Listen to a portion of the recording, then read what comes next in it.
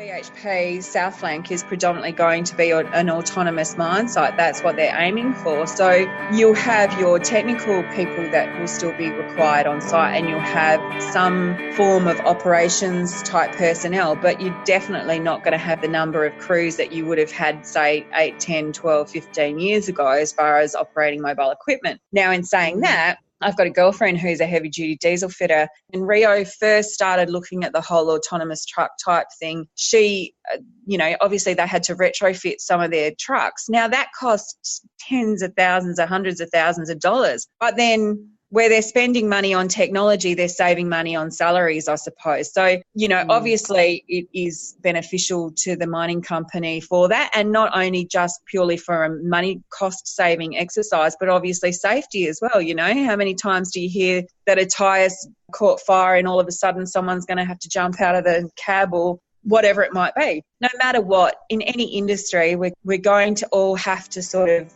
adjust to technology. Hello and welcome to the Beers with a Miner podcast, episode number 47. This is a happy hour episode. My name is Mad Mumsy and I have been driving the huge dump trucks in Australian open cut mines for over 10 years now. I wish I had $1 for everyone who said to me, "How does a little thing like you drive those big trucks? Oh, you must be rich. How do I get a job doing that?" My mining friends are asked these questions all the time too. And this is what started the Mad Mumsy journey to share stories and tips from living a mining lifestyle and to let others know what it's really like. Tune in each episode as I sit down for a relaxed chat, usually over a few beers with a fellow miner. Women and blokes with various experience, roles and opinions share their lessons and stories with you. Because not everyone is cut out to be a miner. Why not? What does it take to thrive and survive in this industry? Now, let's dig in. Get it? Dig? Mining? I crack me up. And after 47 episodes, I'm still doing it. Crazier and crazier. This week, I chat with Dani Tamati, Principal of the Resources Hub, an award-winning, high-profile recruitment, career development, human resources and OHS professional, keynote speaker and, as you'll hear, much, much more. She has been involved in the mining industry for the past 24 years as a FIFO worker, FIFO wife and a service provider. In this episode, Dani shares with us her personal story of working FIFO. How did she first get a start and what are her recommendations for newbies? Maybe that's you or someone that you know. What was it like as a woman working with mining blokes for the first time? How does FIFO living compare to being a townie in small mining towns in Western Australia? And what was it like to start a family in those small towns? Why were people knocking on Dani's door? Random strangers. Listen in. This is a great chat and I'm sure that you will get a lot out of it. It's all very intriguing, but I was keen to get Dani onto the podcast, mostly, initially, to chat about her views on autonomous machines and her thoughts on how that will affect the workforce in the future. Quite a few mine sites and large companies, mainly large companies at the moment, are now starting to roll out autonomous pits. So they have robots, if you like, trucks. And we talk about Mad Mumsy's vacuum cleaner robot, Robbie. Oh, I love Robbie. He's high maintenance, though. I've still got to look after him. Spoiler alert, I won't tell you too much about that. But if you listen in, you'll hear Dani's thoughts on that and what, as people working in the industry right now and people thinking about coming into the industry, how she thinks as a recruitment officer, labour hire guru, contractor, how it will affect workers and what we can do about it. Because it's coming. It's happening right now. So it's going to be more and more. So what roles can be undertaken to help you still thrive and survive in the industry, even with robots running the show. On another note, we also glossed over, because of a time factor, and we did discuss this at the start, but Dani lost a past partner to suicide, and he was a FIFO worker. We chose not to cover this in this episode because she has spoken about it in depth in a 2-part episode that I will share in the show notes link, which can be found at madmumsy.com/beers4747.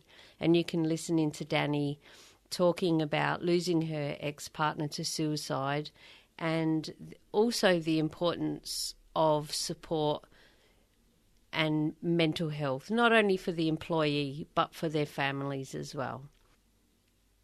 I bring this up because I want you to be aware of this being part of her why, I guess, about her passion to make it work for all of us, families and workers, and now being someone who helps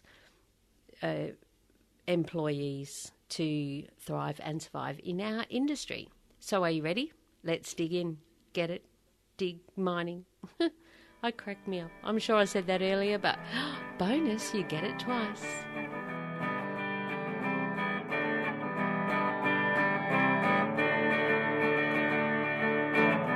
And welcome to the podcast, Dani Tamati. So good that finally we get to catch up after all this time talking online. I know, it has been a while, hasn't it? It has, for sure. Now, listeners to my podcast know that I usually start off with, and sometimes I forget and we go and add it on at the end because we jumped straight into the episode. But as the podcast is called Beers with a Minor, I like my guests to share what their favourite beverage is, and especially their most favourite time to enjoy it. What is yours? Okay, so mine's probably a New Zealand Sauv Blanc, and right about now is a really good time to be drinking it. But I quite enjoy a wine or two, let's just say, and I'm a little bit of a wine snob when it comes to my Sauv Blancs. So yeah, that would be my fave. Okay, and that's white, isn't it? That's a white one. Yeah, so you can tell I'm a beer drinker. I'm getting a lot better. It's all good. It's funny, I've never drunk beer really. I maybe one day a year I might just want a swig of something, but it's not something that I've ever sort of done. Which is strange because I know a little bit of your mining story, which we'll delve into now, and you've spent a lot of time out in the desert in WA. And yeah, there's a lot of beer drunk out there, I'd think. There was a lot of beer sold in my first career too, let me tell you. Okay, so would you like to jump in and start off with what you have done in the mining industry? What are your roles and how your journey has unfolded? So I was really, really fortunate, Leanne, because I actually worked at a 5-star hotel in Perth, and we used to have some guys that would come down from up north. Their roster at the time was 13 weeks on, 3 weeks off. And one of them, as a bit of a joke, I was about to turn 21 and I said to him, oh, look, if ever there's a job in mining, can you let me know? And he said, yep, absolutely. So literally I planned to be 21st, as I think we all used to back then. And about a week and a half after I turned 21, I was on a plane to Port Hedland and then in a car for 2 hours with 6 burly mining boys to go out to a mine site, which was about 250 k's out of Port Hedland. And I sort of, that was what started it all. So my roster was the same as everybody else's, so 13 weeks away, 3 weeks home. And I did that. Sorry, I'm a little bit of an interrupter because I just have to say 13 weeks. My mum and my sister did 6 weeks on and 1 off, and I was horrified about that. But 13, how? And what were you doing? Was that working at the bar Yeah, so my first job was actually working in the wet mess. And I tell you, I used to take more money over that bar than I did in the five-star hotel that I worked at. With the beers about a third of the price. There was only about 120 people on site at the time. Yeah, it was a really introduction, I suppose, really. Although I had sort of, I suppose, really, when I think about it now, I had an intro to mining because my mum used to live in a little town called Leonora in the goldfields. So I did used to go up there for school holidays and bits and pieces and hang out with some friends of ours before mum took over the motel. But my first real role in mining originally was exactly that.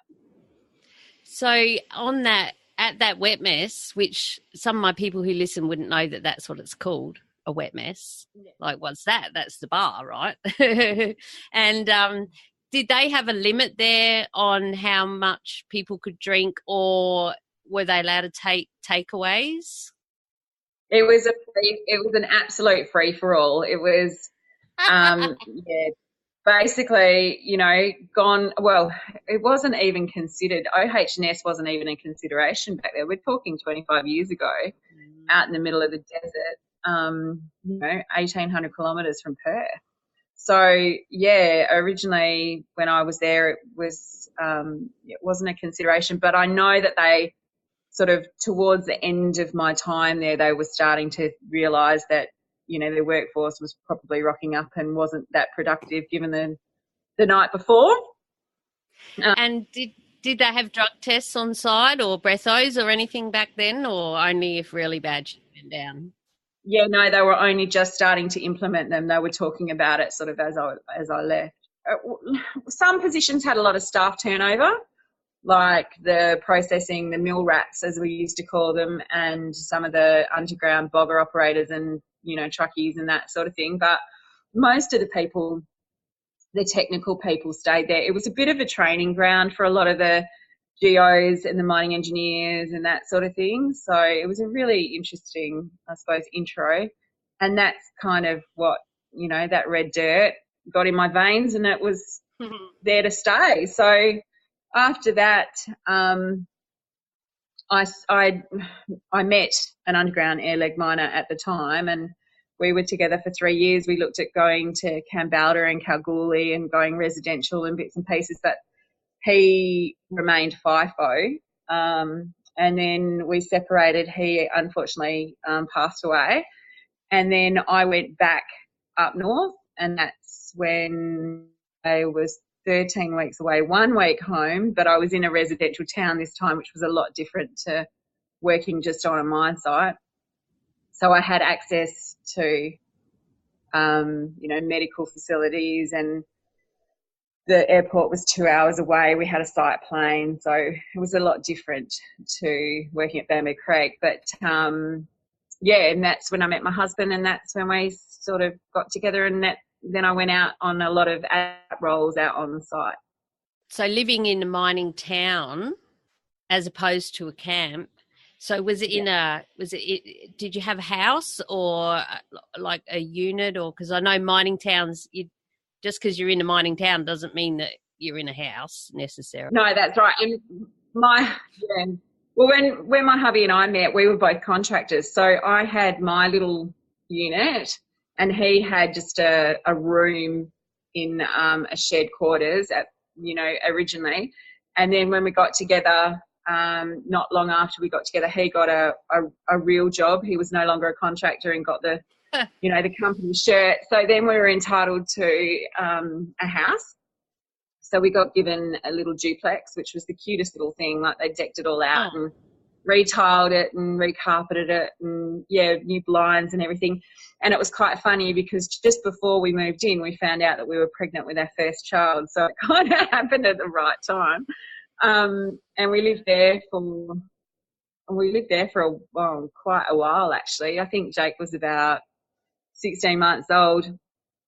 And then we moved into a house, a really nice house, not very far from one of the contracts that I was doing. So I used to work in town office, which looked after all the houses and site plan manifests and bits and pieces. And then I'd also work out on site across different areas like drill and blast and mobile equipment and mobile ops and admin reception. I also used to do work for the GM, occasionally step in and, help out there. So, yeah, I got some really interesting experience. And during that time, actually, Jake was he was tiny. I got offered a job to be a recruiter for the same temping company that I was temping for. And they said, look, we know you've got a young family, you've got Jake, and we love the fact that you work out on site, but do you want to do recruiting as well? Because we really need somebody in town that can oversee all the guys and girls that are out on site, make sure they're getting paid properly, make sure that they're being looked after, liaise with, the superintendents and supervisors. And so I grabbed it with both hands because it meant that I could still work out on site in some casual admin roles, but then I could also sort of start my career in recruitment and have Jake as well, so look after him. That's a really good win-win, isn't it? Because you can still be working on your little career, but not little, but the seed is what I'm thinking, like the start of a career that obviously we now know has just exploded, which we'll come to. And still be able to be the mum and do a lot of it from home, and you're still getting grown-up conversation, not just with your little 16-month-old as well. So that's a really good. How awesome is that? That doesn't happen very often, I wouldn't think. We're talking 18 and a half, 19 years ago when working from home wasn't even a consideration. But I think given the fact that we were so remote, my main consulting, so the actual branch that I reported through to was 200 kilometres away. So they really did need a presence in town, and they had the forethought to think, well, she's already temping for us. She knows what we're like. She's reliable. Yes, we know that she's got a child and her husband works for the company. I'm not going anywhere. So it was a real win-win situation for everyone. So I used to throw Jake in the back of the car and go to the site plane and pick up the guys and take them for a tiki tour around town and make sure they knew where to catch the bus and here's your key and, do the inductions from my house and bits and pieces. And then I'd also manage them from there. So it was kind of, it's not your average recruitment role by any stretch of the imagination, but it suited the purpose of where we were at and what we were doing and what they needed, I suppose, as a company as well, to have that presence in town. The unfortunate thing was, yeah, go on. Oh, I was just going to say, and especially having someone that you really knew how it worked out there, and you knew the people and they related to you, because I can tell already that you're lovable, one of those nice people. And so they'd be like, oh, yeah, just see Dani, she'll sort you out, So to have someone like that in town, is awesome. I used to get people just rocking up to my door sometimes and knocking on the door and saying, hi, I'm here to get a job. And I'd go, right. And my husband would go, hun, really? And I go, well, I'm known as that person because I was that person in town. At that stage, we probably had maybe 600 to 700 people, including obviously the mine workers and their partners. And a lot of the partners worked out on the mine or had, other roles like at school or in town at the supermarket or deli or whatever. And then obviously kids, because we had a primary school in town too. So it was a perfect, gorgeous little community to raise a family. By that stage, I was heavily pregnant with number 2, and unfortunately this particular company lost the contract. And the new company... Oh, bugger. Yeah, and the new company didn't feel that it was viable to have a recruitment consultant in town, which was fine.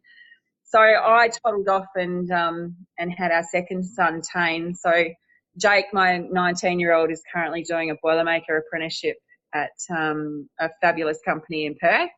And Tane's now 16. Today's just done his second last day of work experience as a carpenter. So he wants an apprenticeship at the end of this year when he's 17 and got a license. So he was due, and I had him, and within 6 weeks, the breastfeeding mother and all, I was asked to go back out to site to fill in for some admin roles because they didn't have anyone in town that knew the systems and how to manage it. So I had to sign myself up with the new company to go and do the admin role to cover up on that. So this mine site was a good 20 plus Ks away from home. So a lady who lived in town who had 5 children of her own, and she was the swimming teacher at the time. She was the nanny through the day, so she'd have the boys at home, and I'd jump on the bus at 6:30 and, you know, come back home at sort of 4 o'clock and take over where she left off, sort of thing. And so during that time, that sort of, I think I was out there for 3 to 5 weeks or something. I can't quite remember now. It's so long ago. But the other company had realised that, yes, they did need a presence in town. Yes, I was the person that had already, you know, had that contact with the people. So then I got offered to do it all over again with them. So I just kind of picked up where I left off a little bit.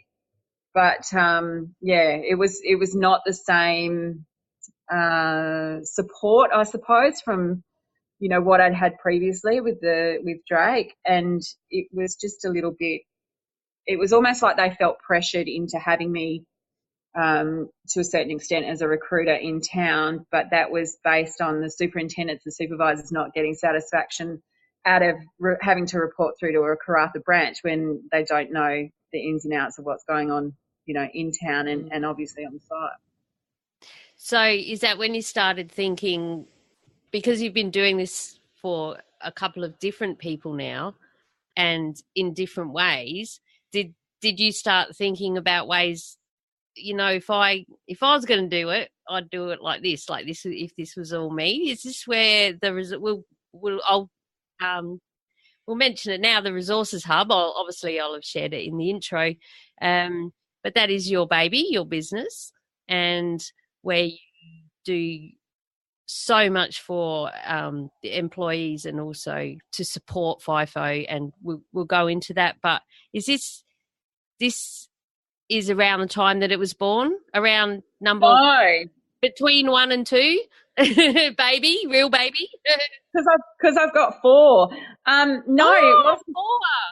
Yeah, it wasn't even a consideration then, really. I mean, I was pretty lucky that I had autonomy to a certain extent because of, I suppose, where we lived at the time. But really, my husband's career started to take off and I wanted to support him in that. So he started life as a chef. When I met him, I like to remind him that he was a busted-ass contractor that drove a truck. Hey, nothing wrong with driving a truck, mate. I know, darling, I know. Oh, look, that was the reason. It's funny because when I first signed up to work for Drake, I wanted to be a haul pack operator, and I got my license, went for the medical and everything, and that's when I found out I was pregnant. And so they were like, bah, that's actually not going to happen, but hey, we can put you in an admin role. So I never got to drive that truck. And do you ever still think, well, you probably wouldn't now, I guess, but do you ever still yearn to drive a big truck? Probably not. No, I do. Because you've heard what it's really like, I guess, from a lot of people. Well, I do. Yeah, I do, and I have. It was funny. We had an excavator at our property not last week, the week before, and the excavator operator jumped out and he goes, "You really want to get in and drive it, don't you?" And I go, "No, maybe just to have a go." But no, I suppose, you know, Jake coming along changed everything. Changed the supposed career pathway that I was going to take, life, exactly. But through that, you know, Ricky, my husband, he got into emergency services and ERT comps and bits and pieces, and he thrived and he absolutely loved it. So from being a chef and then doing town crew in Pannawonica, which was where we were living, and then driving trucks as a contractor. Then he got on to working for Robe River at the time, which was bought out by Rio back in 2000, 99, 2000. Oh, it must have been 2000 actually. And then he went into fixed plant and started learning loader ops and all that sort of stuff. But during that time was when he really enjoyed ERT. So he kind of, I don't know, his career pathway was sort of set on that, in that direction, and I really wanted to support him in that. So he used to go away for comps and bits and pieces, and a position came up in Panawanika for an emergency services officer at the time, and he went for it. And unfortunately he missed out, and a fitter from the MEM got it. And he was really quite devastated because, you know, he really, really wanted this opportunity. We were quite happy in Pana, although by that stage I was still doing recruitment to a certain extent, but I was doing a lot more admin at the mine, but only as a contractor. I never sort of got the road job. And then we just decided that the kids, you know, by this stage Tane was sort of nearly 1, that it was time for us to move. So when a position came up in Paraburdoo, which was about 5 hours from Pana, and it was owned by Hammersley Iron then, he applied for it and he got it. There was actually an employment freeze on for about a good 9 months leading up to that, and we were the 7th family in 2002 to move into Paraburdoo, and we didn't move in until sort of September. So, they hadn't employed anyone, but he got this job as an ESO or EM, or it was Emergency Management Officer, and then his career just went AWOL from there. So we moved and, thoroughly enjoyed it. So, again, we moved because now we had an airport right there, you know, a bigger shopping centre. We could have a pool in our backyard, things that we weren't sort of nice. Panawanika was a closed town, whereas Paraburdoo was right where the mine site was, but was an open town. So you could wash off all that red dust. And I had a fence that you couldn't see through, because in Pana you could see through everyone's backyards. You could see what everyone was doing. But in Paraburdoo it was completely different. So, so we moved into Para, and it was a little bit, I suppose, cliquey to start off with, as any kind of mining town is. But we were fortunate that we knew a few people in town that had come across from Pana as well, or that we'd met in our mining journey so far. And then I found it really hard to get back to work. I couldn't find, even getting a contract in admin out on site was really difficult. So I did a lot of different things, and then we had our daughter in 2004, Sienna. Oh, so she's a girl, finally. Thinking that we were finished at that stage, but not quite. So Ricky, you know, continued in his career and did really, really well. And then we found out not very long after that, I took a job with Integrator Group, which is now Program Maintenance. But that was, so I had Sienna, and then I continued working out sort of contracts out on site and then some around town. But there was no way that I could get back into recruitment because Skilled pretty much had it sewn up, and there was already people that were in that position. So, Sienna was born, and then soon after I found out I was pregnant with Kale. So there's only 16 months difference between the two of them. So I had him. And by the time he was 14 months, again, I was still a contractor. Like through each and every pregnancy, I've always been a contractor. So unfortunately never got maternity leave or any of those joys. But when he was 14 months, a girlfriend of mine was working at Yandy, and some guy had breezed in and said, we want to set up an office in Paraburdoo. You don't know anybody who's been in recruitment, do you? And she goes, my girlfriend. She's got 4 kids, but hang on, let me give her a call. And I was just ready and raring to sink my teeth into something, you know, that was tangible and I suppose consistent. So the next thing, I was being interviewed. I was being flown to Perth for interviews down there, and I set up the Integrated Group branch. So I had 4 kids under the age of 8, I think, at that stage. Oh, and gosh. And away we went. So, they were a fabulous company to work for. I had such an awesome team, and I'm still friends with a lot of the people that I worked with. So we had a mining hub in Perth, and then obviously I looked after the guys and girls on site and in town. Yep. And I did that for about 18 months, I suppose. And then another recruitment consultancy tapped me on the shoulder and said, hey, do you want to work from home? We've got this great opportunity. You'd be area manager Northwest. And if you move to Perth, because that was sort of starting to become apparent that we'd want to go to Perth at some stage because our kids were going to go to high school, sort of within the next few years, then your job will move with you. Unfortunately, it didn't.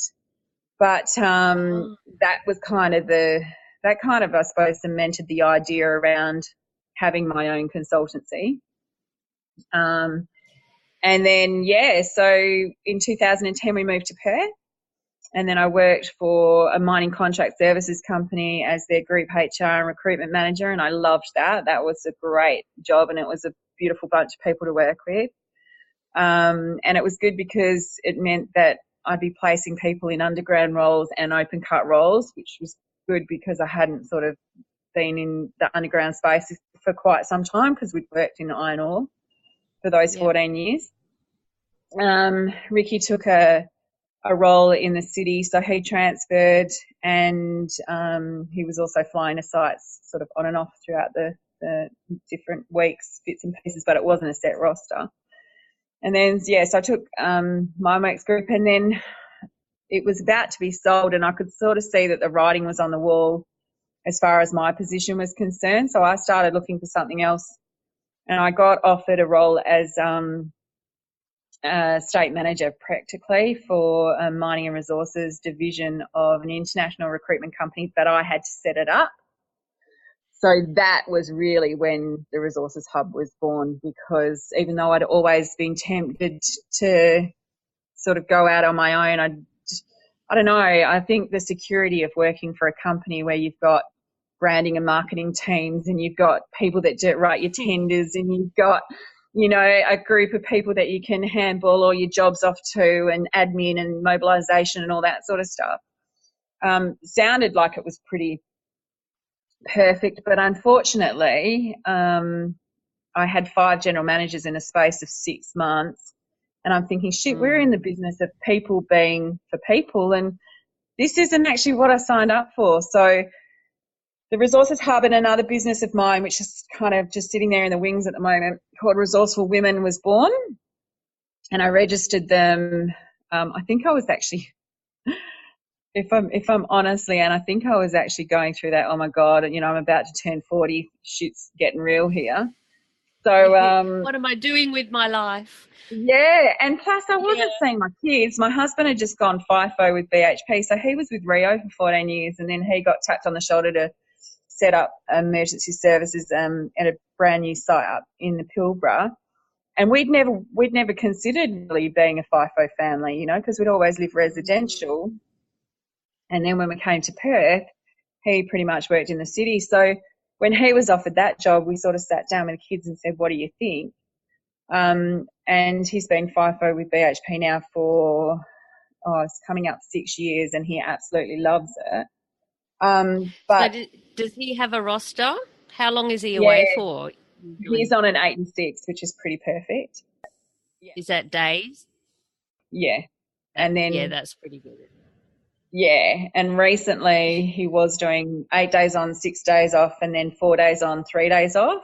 But they canned the 4 and 3, so now he's back to 8 and 6. Yeah. And how are you finding that?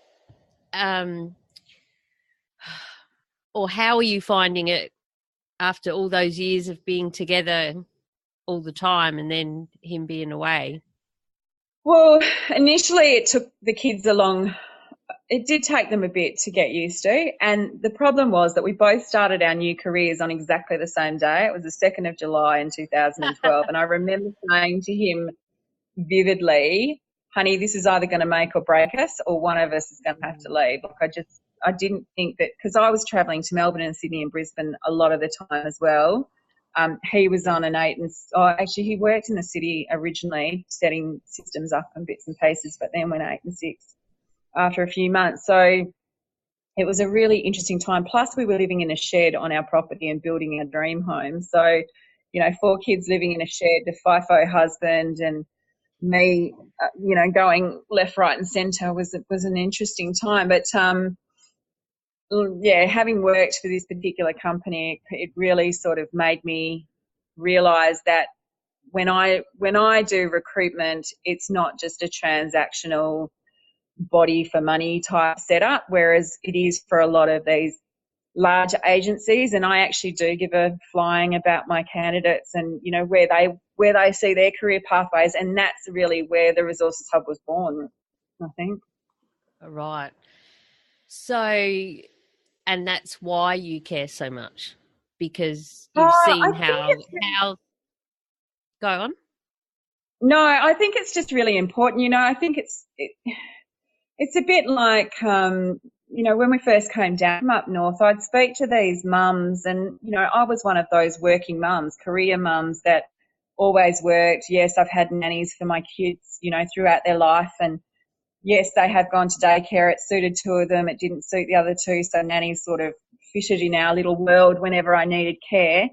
But there were a lot of women that I met when we first came down, and we live in a beautiful hills community where, you know, we're so fortunate here because we all look out for each other. But there were so many of these mums just going, oh, you know, I had to give up my career because I had kids. And I think that's really sad. Like, my grandmother's 91, and if anyone taught me about being a career woman, it's that woman, because, you know, she got dressed up and she went to work Monday to Friday in the city at Perth Photographics for 38 years or however long it was. You know, so for me, it was really important to be able to have my own career, but also have children that are functional, that see that their parents are striving to make life better for everybody. And when Ricky and I met, we had absolutely nothing. We had a car, we had the same CD collection, I think, pretty much. You know, a CD player, a TV, and a video recorder back in the day, and that's what we started with. We had nothing. So yeah, I've always been the type of person that I've needed to work, because if I've ever wanted anything throughout my life, I've needed to have the money to be able to afford it.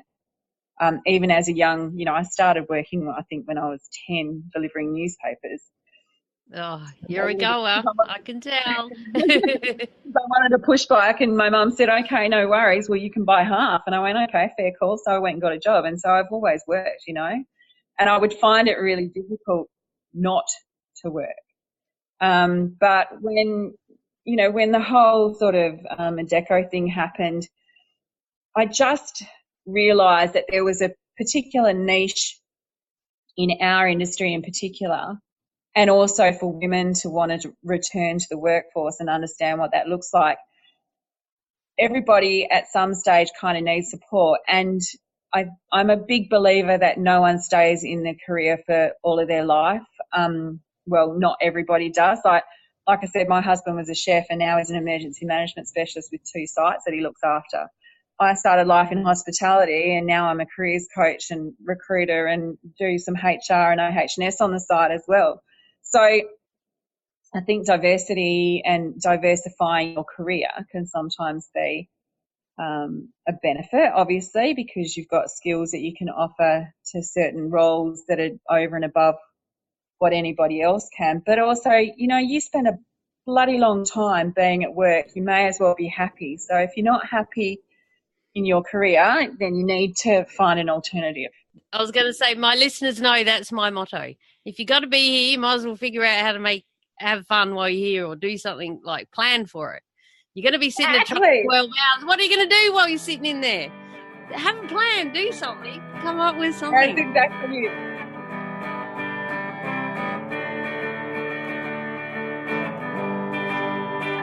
Now for a word from our sponsor, Julia Hartman and the Bantax Accounting Group. Julia's my awesome accountant. She's written 2 books with financial expert Noel Whittaker, and she's got a passion to help us miners make the most out of our hard-earned cash. She's got heaps of tips and make sure that we get every cent we are meant to get, and is right on the ball with everything. If you head to bantax.com.au/miners, that's BANTACS, you can download a free booklet, all just for us miners. And there's also a spreadsheet in there that helps you check off what tools you have for your trade, like your isolation lock, work boots, 7 shirts, all of these sorts of things, and you can weigh them up and it'll tell you if you qualify weight-wise to claim your trips out to work. And that's just one of the things that they've got over there. So I strongly urge you to head to bantax.com.au/miners and see what they can do and find your nearest office as we come up to tax time. They're really on the ball, know what's going on with the tax department, and there's heaps of other free information like property investing. If you really plan on doing some great things with your money, you want to do that, right? If you want to sell your house, can save a lot of money if you find out what to do first rather than in hindsight. And Julia, she'll, make sure you get it right. And if you do it wrong and then go and see her, she'll up you in the nicest possible way, because she really cares about us and wants us to keep our money and not give it to the tax department. Anyway, head over to bantax.com.au/miners and tell them Mad Mumsy sent you. Touching on not staying in the same career all the time, technology changes as well, like over those years. Like things weren't even invented, and then as you stay in your one little role in that company, you can see new things that you might be able to move into, or that I wouldn't mind having a crack at that. And so that's what you advise people to do. Once you get in, have a look around, see what else is available. I think about how fortunate I were in Panawanaka and Parabadoo as well. Him in particular, there was always an opportunity to upskill. There was always, he got his emergency management degree while he was being paid through Rio Tinto. And our youngest, Kale, at the time was 10 days old when he started that. He was working full time. He was studying time. We had 4 kids under the age of 7. I still wanted my career. So, there was a lot going on. We lived 1,400 kilometres away from any of our family. Yes, we had friends, and your friends become your family when you live in towns like that. But for me, and you're right, with the whole technology thing moving in the direction that it is, I think people need to be really clear on having some idea about what they think they want to do. But how are they I've got an assessment tool that helps people with this kind of thing, but how suited are they to the types of roles that they're applying for? And you see it all the time when you hear these young kids that go to university and they may be doing sort of chemical engineering, then all of a sudden 6 months in they go, oh my God, what am I doing, sort of thing. So really having a true understanding around what the types of duties and responsibilities are for roles, and is there shift work involved? How are you going to going from day shift to night shift? How are you going to go sitting in a truck for 13 hours? Because that's a bloody long time to be sitting by yourself, moving dirt around a pit.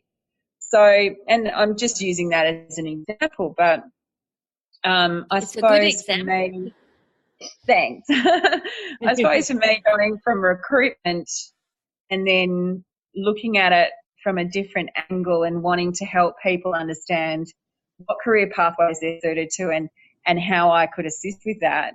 That's sort of really where the Resources Hub was born, because for me, recruitment, like I said, isn't just transactional. It's got to be a win-win situation. It's a marriage between the candidate and the client, because at the end of the day, that means that my job's been done right, really. Yeah, that's right. Now, I want to be mindful of your time. So that's probably a good segue, as we're talking about technology and stuff there. I really want to bring up, I want to hear your thoughts on the autonomous, I say trucks, but it's not just trucks, there's drills, there's everything.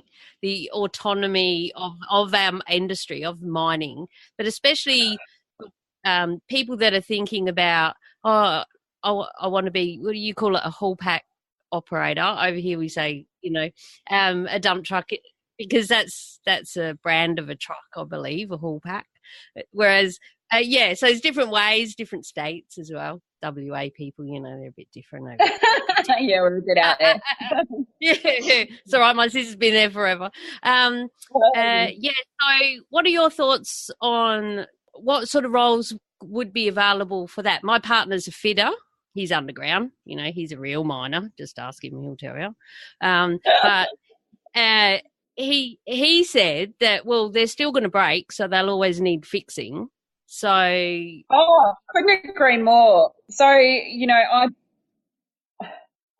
bang on about this all the time. Autonomous vehicles moving forward, I suppose it had to happen. And when it was first bandied around several years ago, even the whole operating a mine site from a remote operations centre in Perth when all these sites are in the Pilbara, like that was pretty foreign back then. But hey, it works and they're all doing it, Rio and BHP and Roy Hill and even over here, a lot of them are doing it now, yeah. Yeah, but as far as trucks are concerned, do I think it's a good idea? Well, yes, obviously there's jobs that aren't created because there's, fewer dump truck operators or haul pack operators that are needed. But then in saying that, how are they going to be able to move that technology into other types of mobile plant like loaders and graders and dozers? Well, they're probably not going to be able to. So there is still opportunity to operate and drive the big the big gear. It just means don't throw your money at getting a dump truck certificate, because really you're just throwing your money at a wall. So, look at alternatives. And even though we're talking mining, when we're talking brand new mines, and yesterday I went to the Kalgoorlie Boulder Growing KB conference, and there's 687 exploration sites in WA alone. So those sites are going to start off as a construction site before they move to a production site. So there's opportunity for people to be able to operate trucks and again, loaders and graders and excavators and whatever other ancillary equipment that's needed, water carts and bits and pieces, but in a construction setting as opposed to a mining setting. And I think sometimes mining has been somewhat glorified for operators, but civil works is, that's a bloody speciality in itself. So if that's really where you're dead keen to start your career, then maybe look at civils as opposed to mining, because you're going to be getting experience. It's just not going to be on the big gear.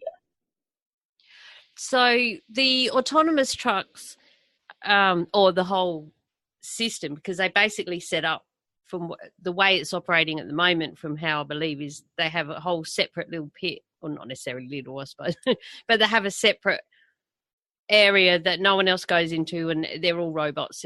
That's how I see them. I got a robot vacuum cleaner, and I think, one day that could be in my truck, Do you know how expensive that is compared? Obviously, it must be cheaper, otherwise they wouldn't be doing it. It's absolutely cheaper. With smaller, I'm just thinking out loud here, but I'm thinking a smaller mine that like a startup, they might not start up in that phase. They might get older trucks that don't have the technology, so they'll still be probably for another good decade or two. Yeah. Look, there's operator roles. Yeah, that's right. But I think, I know that BHP Southflank is predominantly going to be an autonomous mine site. That's what they're aiming for. So you'll have your technical people that will still be required on site, and you'll have some form of operations type personnel, but you're definitely not going to have the number of crews that you would have had, say, 8, 10, 12, 15 years ago as far as operating mobile equipment. Now, in saying that, I've got a girlfriend who's a heavy-duty diesel fitter, and she was, when Rio first started looking at the whole autonomous truck type thing, she, obviously they had to retrofit some of their trucks. Now, that costs tens of thousands or hundreds of thousands of dollars. But then where they're spending money on technology, they're saving money on salaries, I suppose. So, obviously it is beneficial to the mining company for that, and not only just purely for a money cost-saving exercise, but obviously safety as well. How many times do you hear that a tyre's caught fire and all of a sudden someone's going to have to jump out of the cab or whatever it might be. So I think, I think that no matter what, in any industry, we're going to all have to sort of adjust to technology and evolve. Exactly. Even in my little humble podcasting, it's just every week, every month, there's something new that's coming. Oh, there's a new rabbit hole to go down. I might do that. Oh, I might go there. But if that's your career, that's, if you look at your career like that, what else could I do as well, And like, I love what you said before about trying to be happy about it, and then that helps so much better with our mental health, because there's so many issues with the FIFO side of things and FIFO suicides and all the inquiries, and even just people who are just grumpy at work, they might not actually have gone right down, but they're not happy. They don't want to be there. They think they got to win the lotto to get out. Yeah, that's right. And look, mining, it's known as the golden handcuffs, but it doesn't have to be like that. And I think as an industry, we have a lot to answer for sometimes, because I know that when Ricky and I started, we were really fortunate that we had friends who had done really well in mining and had set themselves up and had kind of guided us to do the same. Because like I said, we started with nothing and we had a child very soon after we got together and, grew our family from there. But for these kids, when I say kids, they're not necessarily kids. I mean, I run a workshop on getting into FIFO a few weeks ago, and I've got another 2 coming up this Monday in Perth. And I had a demographic of between 23 and about 56 in the room, So it's interesting that people, and especially guys, I'm finding at the moment, I've got a lot of clients that are coming to me saying, Dani, I should have done that mechanical trade that my father told me about, when I was sort of 18. Yeah. Now I'm 40, but I want to get into mining, what's good for me? And so it really, my whole consultative process, I suppose, like I've said several times in this podcast, is really around, okay, who are you as an individual? What is your skill set? What are the types of roles you think you want to do? Now let's drill down from there. And it's looking at, it's opening people's eyes to, don't just think you want to be a dump truck operator. You might want to go and work in a lab. You might want to go and, I don't know, I mean, there's so many different bloody opportunities in mining. Just don't think of it as just driving a big truck, because that's not the be-all and end-all of life for everybody. It's a bloody good start. And like I said, it's where my husband started really, and where I plan to start, but my life took a bit of a different route. So that's okay. It is what it is. But, but I think people having to understand, it's a bit like, the redundancy whole scenario in the last few years too, like that so many people were so out of sorts for so long because they'd always worked for the same company in the same positions, or they'd climbed the corporate ladder internally, so they didn't know how to apply for jobs. They didn't know what LinkedIn looked like. They didn't, all they heard about was Seek. They didn't know that there's Indeed and Jura and Adzuna and all these other avenues and social media for finding work. But the other thing was too that they had to get used to the fact that they weren't going to get paid holidays, that they were probably going to be a casual or a fixed term contractor or on labour hire. And guess what? That's a whole new conversation right there. Because even tonight, on the way home, we were listening to a radio segment and they were talking about how people are finding it so difficult at the moment to get loans because so many people do not have permanent roles. I personally don't think that permanent roles are here to stay. I think that mining in particular will look at different workforce planning options like the gig economy, like consultants coming in for specific projects. There will be a core group of permanent employees to do what's needed to be done from a workforce perspective.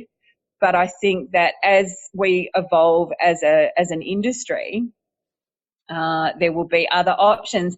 And I think some people in the last sort of 4 to 5 years have jumped on the bandwagon, and now that they realise that they still can be paid well enough that they can have time off if they want to go under their own consulting banner and they're comfortable with that, we're seeing like a bit of a slight turn. So it suits some people, it doesn't suit others. Like I said, I've been a contractor for pretty much my entire life. So for me, going and doing a contract for a certain amount of time suited me at the time, but now I've got my little baby and it's starting to get busy. But yeah, that's the thing. The thing now is with the contracting and the labour hire is, like you say, well, they were short-term contracts, but now these are just like the never-ending bloody story, It's 3-4 years, people contracting. There's no shirts being offered. And in Queensland, sorry, I'm going to get on my little high horse here. I'll be mindful of your time because people know my thoughts on this, but we've just had a labour hire inquiry here in Queensland. I'm sure you're all yeah, I made a submission. Our crew, we all wrote little bits down here. Add this, add that, And there's so many things. It's not just that you could get put off. Right now, you could get a phone call and say your services are no longer required, and that's it. You're gone. No holidays, no sickies. So people are coming to work sick because they've got no sickies and they need their money, and there's just so many things, like you say, about the banks. There's no paternal leave, maternity leave, for your partners. And so it's just nothing. If you're not at work, you're not getting paid. And we could just say, we don't want you anymore. And you feel like you're on edge all the time. I know, and I feel really sorry for those people that have been on labour hire for a lengthy time. I mean, my business does offer labour hire, but it's usually short term. It's no more than 6 months, and most of the time it's 3 months, and they transition into permanent employees with my clients anyhow. So it's more so the client dictates that for a sort of, who these people are, whether or not they're suited to our business. And then if they are suited to our business, which I think that most people that I put out in front of my clients would be, then they want to transition them into permanent employment. But, it also works for individuals as well. Sometimes. Yeah. Well, but over here anyway, the big mining companies, most of them just are not putting on any permanents. Doesn't matter how good you are or who you are. And like where I have been recently, this one time at this one band camp, they had they hired 2 people per crew in the last 2 years. That's it, and they were digger drivers. Everyone else, no. Oh, and they keep dangling the little carrot. Oh, we'll probably be putting some on soon because it's starting to get a bit cutthroat as the price of coal's going up again. So people are looking for the experienced operators, but they're putting on trainees, which is good. A lot of trainees are coming on board, but then they can't always hack it, so they don't stay. And anyway. Yeah, and I suppose that's what I try and do from the Resources Hub perspective is mitigate the risk of a bad hire through any element, whether it's the individual or it's the company. So, I attended this event. There's 1,000 jobs in Kalgoorlie right now. Now, I love Kalgoorlie. Would I move there? No, my husband wouldn't allow it. But, and I wanted to move to Kalgoorlie at one stage when we were in Panawanika. But, right now, and I just said to one of my clients and a guy that I actually managed to find work for as well, he just rang me up on the way home tonight, and I said to him, look, if you and his girlfriend Tash are serious, move to Kalgoorlie. There's a perfectly good opportunity. Rents are cheap. There's 1,000 to 2,000 jobs in town right now. You're only 6 hours away from Perth. Vibrant little community. They're spending so much money on it. It's brilliant, to the point now I'm looking at setting up, well, I have been for a while actually, for a good 4 or 5 months, setting up a hub in Kalgoorlie because I can just see the benefit for so many people and obviously for us to be able to find people work in that region.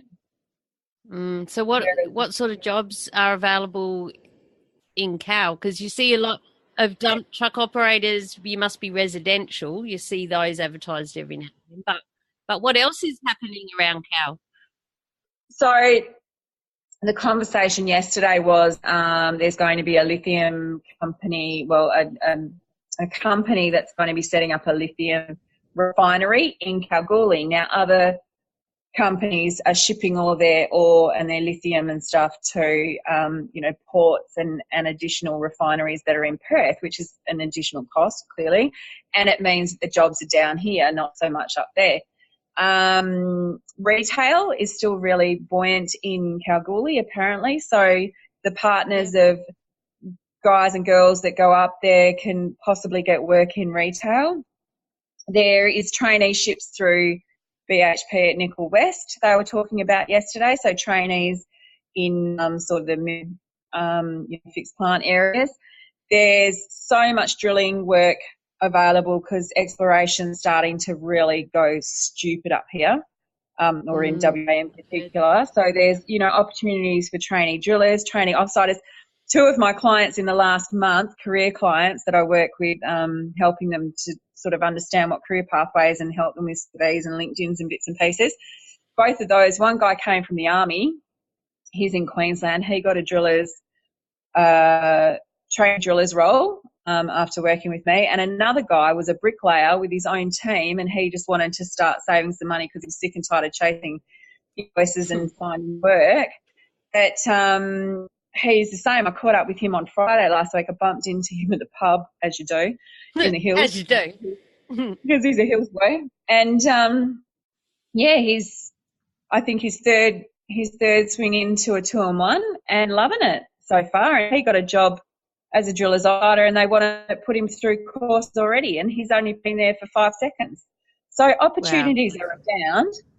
I think you just need to, do your homework and really understand what it is you think you want to do and work out whether or not it is suited to you, or speak to the right people, who can help you on that pathway. Yeah. Like yourself. So, you mentioned earlier about an assessment tool link. I'd like to share that with my peeps, please. Okay, so that's on my website. So a few years ago, again, having the whole idea of a bit of a holistic niche hub for the industry, I discovered a tool called Harrison Assessments, and it works for both companies and individuals. So with individuals, like my second eldest son, Tane, when he was 14, he was diagnosed with dyslexia, dyscalculia and inattentive ADHD, which meant that his career's choices, there would be some kind of limitations around that look like. So I ran him through the career navigation system and got him, sort of planted the seed, got him to start thinking about what careers he was suited to. Now, out of that report, which I think was about, I can't remember, 200 and something pages, some of the main roles that his likes and dislikes, his behaviours were suited to, were really blue-collar type roles. So riggers, scaffolders, farmhand, mobile plant operator, carpenter, what else was there? Formwork. Oh, there was just a lot of blue-collar roles. Anyhow, we've sent our two eldest to a school that offers vet training in year 11 and 12, because we know that they're probably not suited to university at this stage. They might do it in their 30s like their father did, but right now, that's not their pathway. So Jake went and did metal fabrication, and he was 2 out of 220 kids to get a Boilermaker apprenticeship with a particular company down in Bassendean, and they're well-renowned, brilliant company. He's been there now for a good 18 months and loves it, and he lives out of home and he's all tickety-boo and settled. And Tane is doing carpentry. So he tried, so at this particular school there's electrotechnology, carpentry and boiler making. And electrotechnology was the first day, and he came home and said, "Mum, I don't want to be an electrician." And I go, "That's fine, darling, I get it. That's not your bag." The second day was carpentry, and he loved it. My dad was a carpenter, my brother's a carpenter, my grandfather was in building. All of my family are actually in building. It's only me that's been in mining, really. And then the third day was metal fabrication, and he knew that Jake was already heading down that path, so he was kind of like, "Oh, no, I don't really want to be a boilermaker. I think I want to be a carpenter." So today he's just finished his second last day of 2 weeks of working doing work experience. And like I said, he wants to be out of school at the end of this year, which was probably something that we didn't really want to take into consideration because I always wanted my kids to finish school. But he's bored shitless, and he's so excited to go to work experience. Like today, he did a full. He was there at 6, and we picked him up around 5:30 or something. So he's getting into the groove of what it's like to be out in the workforce, and he's probably more suited to that. So yeah, so it just gives people a bit of clarity around the types of different positions that they're suited. And we're talking everything from non-skilled right up to, master degrees and stuff like that. So it's a really interesting, a really interesting thing. And I'm a bit, I bang on about it a bit. Oh, hang on. Yeah, coming. Sorry. My dinner's ready. Tea's ready. Ricky. Hello, yeah. Ricky. I was just going to say, I was all ready to do the big, now I know Ricky's cooking tea, so you'll have to know. Yeah, he is, and he just yelled out on cue. That's classic. There's a reason. Yeah, there's a reason why I married a chef. Yeah. Oh shit. Yeah. Awesome. Good idea. I'll leave a link to everywhere for you. But back to the Resources Hub, and if you Google the Resources Hub, if you don't get to the show notes, guys, you'll find it. But the show notes will be madmumsy.com/beers47. That's the number 47. And just in closing, I really would like to ask you, awesome lady that you are with 4 kids and everything that you're doing and everything that you've done, when life turns to shit and you're having a really bad time, really bad day, what do you do what's your special place that helps you through? Because I think it's important for us to all at least know where it is, and how often do we go there? Not necessarily a place. It can be in your mind. Yeah, absolutely. And I think you're right. We all have those days. For me, the last 5.5 years has been a pretty trying time. I set up a career development recruitment company in the worst downturn known to man. So I've had a lot of those. I've had a lot of those rocking in the corner, kind of, in the fetal position moments. But I'm a pretty positive person at the best of times. I've been through a bit of shit in my life, and I'm grateful for every morning that I wake up, and I'm grateful for the fact that I've got a beautiful family and a amazing supportive network of friends, and I love what I do. I do what I love, and I love what I do, and that's my little motto. So, I got into work this morning at 6:30, and as you know, I didn't get home until 6 o'clock, and I'm still going, and I'll probably still be going. So I don't know. Through all the hard times, I think you've just got to find that little glimmer of hope. And if you're feeling like it's really getting too hard, reach out, because there's plenty of people that will support and love you no matter what situation you're in. And if there's anybody that knows that quite intimately, it's myself, so. Fantastic. Thanks so much, Dani Tamati. Is it Tamati or Tamati? It's Tamati, actually. Tamati. Oh, I wasn't even bloody close. That's okay. Say it as it is. Well, thank you so much for our half-hour chat. That ended up being in an hour. Thank you so much. It's a pleasure. I told you they all end up about an hour. And go and enjoy tea. And hi to Ricky. Thank you so much. Thanks. I'll speak to you soon. Take care. Bye. Bye. I hope that you enjoyed this chat with Dani as much as I did. And all the links we discussed in this episode can be found at madmumsy.com/beers47. That's madmumsy with a Z or a Z, depending where you're from, and the number 47. Thanks so much for listening. I really do appreciate you. And please, if you're enjoying the podcast, share with your mates. Grab their phone, find their podcast app, and search for Beers with a Minor, and hit subscribe. And then they'll never miss an episode. Just like you've done, right? Yeah. Okay, off you go.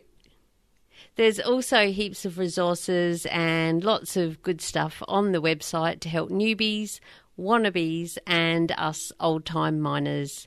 So again, thank you so much for listening. Until next time, stay safe, be real, be special, and have fun, for we only live once. Cheers. Oh, and there might be a couple of bloopers at the end of this if you keep listening. Well, why the hell not? Cheers. Okay, here we go. Here we go. Here we go. And we're carrying on. Yes, we are. Yes, we are. Yes, we are. Okay. Car going past. Have a drink.